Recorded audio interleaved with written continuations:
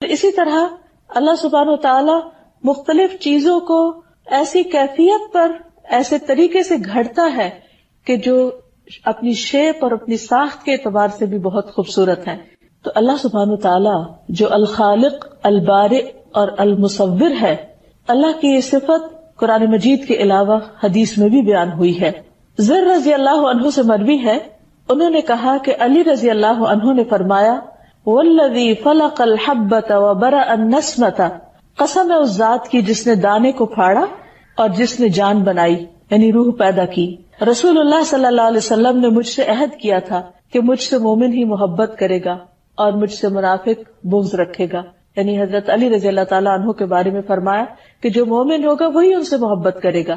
تو بہرحال حضرت علی کی اس روایت میں برا کا لفظ آتا ہے کہ اللہ سبحانہ تعالیٰ ہی نے روح کو پیدا کیا، جان کو پیدا کیا. یہ اللہ سبحانہ تعالیٰ کا ایک صفاتی نام ہے اور اس کے مختلف دلائل ہمارے سامنے موجود ہیں. سب سے پہلی بات تو یہ کہ اللہ سبحانہ تعالیٰ ہر نقص اور ہر عیب سے پاک ہے. قرآن مجید میں آتا ہے لیس کمثلہ شیء وہو السمیع البصیر، اس جیسی کوئی چیز نہیں، وہ سننے والا ہے، دیکھنے والا ہے. یعنی جتنی بھی اس کی تخلیق ہے اس میں جہاں فائدے ہیں وہاں کوئی نہ کوئی نقص بھی نکل آتا ہے. صرف ایک ذات، وہ اللہ کی ذات ہے جو ہر عیب اور ہر نقص سے بری ہے. پھر اسی طرح اللہ سبحانہ تعالیٰ دوسروں کی بھی برات کرتا ہے. موسیٰ علیہ السلام پر بنی اسرائیل نے ایک الزام لگا دیا تھا کہ ان کے جسم میں کوئی نقص ہے، عیب ہے، اسی لیے وہ ہر وقت بہت اپنے آپ کو لپیٹ اوڑھ کر رکھتے ہیں، پردے میں رہتے ہیں.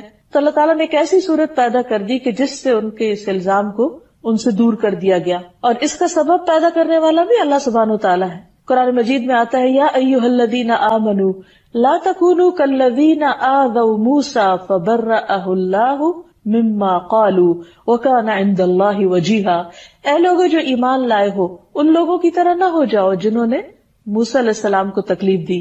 یعنی بنی اسرائیل کی طرح نہیں جنہوں نے اپنے پیغمبر کو تکلیف دی، تم اپنے پیغمبر کو تکلیف مت دینا. تو اللہ تعالیٰ نے انہیں اس سے پاک ثابت کر دیا. تو یہ البارئ کا معنی کیا ہے کہ وہ برات کرنے والا ہے اپنے بندوں کی جن سے وہ محبت کرتا ہے اور جن کے اوپر ضد یا حسد کی وجہ سے الزام لگا دیے جاتے ہیں. پھر اسی طرح اللہ سبحانہ تعالیٰ مریض کو بھی پاک کرنے والا ہے. حضرت عائشہ سے روایت ہے کہ ایک مرتبہ رسول اللہ صلی اللہ علیہ وسلم بیمار ہو گئے تو جبریل علیہ السلام آپ کے پاس آئے اور انہوں نے آپ پر یہ دعا پڑھی، بسم اللہ یبریک ومن کل داء یشفیک ومن شر حاسد اذا حسد وشر کل ذی عین. اللہ کے نام کے ساتھ وہ آپ کو صحت عطا کرے، یعنی یبریک، وہ آپ کو بری کر دے، اس بیماری سے نجات دے دے اور ہر بیماری سے شفا دے، اور حاسد کے شر سے جبکہ وہ حسد کرے، اور ہر بری نظر والے کے شر سے اللہ آپ کو محفوظ رکھے. پھر یہ ہے کہ اللہ سبحانہ تعالیٰ نے جو چیز پیدا کی وہ جس مقصد کے لیے پیدا کی اس چیز نے اس مقصد کو خوب پورا کیا.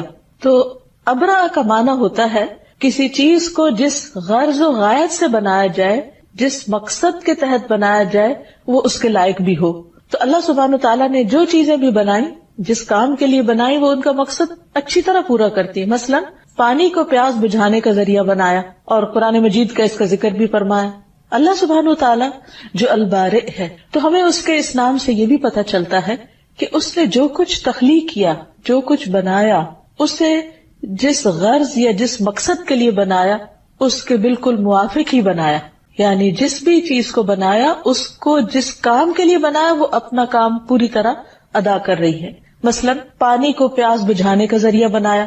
قرآن مجید میں اللہ تعالیٰ فرماتے ہیں وَمَا يَسْتَوِي الْبَحْرَانِ هَذَا عَذْبٌ فُرَاتٌ سَائِغٌ شَرَابُهُ وَهَذَا مِلْحٌ أُجَاجٌ وَمِن كُلٍّ تَأْكُلُونَ لَحْمًا طَرِيًّا وَتَسْتَخْرِجُونَ حِلْيَةً تَلْبَسُونَهَا وَتَرَى الْفُلْكَ فِيهِ مَوَاخِرَ لِتَبْتَغُوا مِن فَضْلِهِ وَلَعَلَّكُمْ تَشْكُرُونَ.